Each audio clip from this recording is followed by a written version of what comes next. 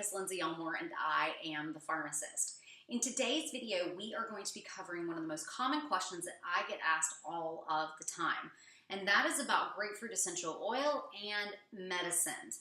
Do they interact? Do they not interact?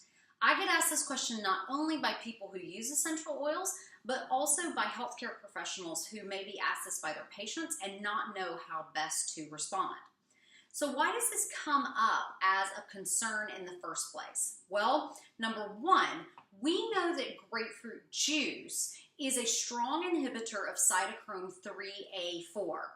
And CYP3A4 is responsible for metabolizing a wide variety of medicines, including our statin drugs, some anti-HIV medicines, some of our blood pressure medicines, anti-anxiety, antibiotics, you name it, CYP3A4 probably metabolizes it.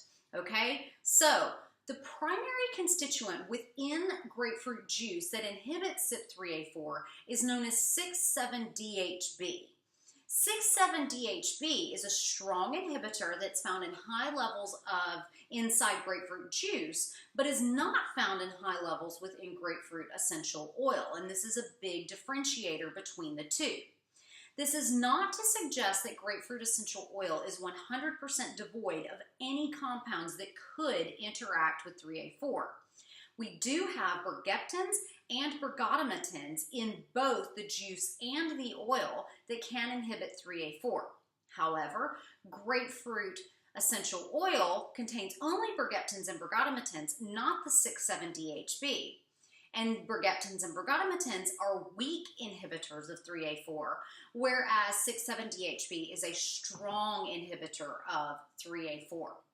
So, most authors conclude that the risk of clinically significant side effects, clinically significant drug interactions from grapefruit essential oil is much less than what could be expected from the interaction of grapefruit juice with different medicines.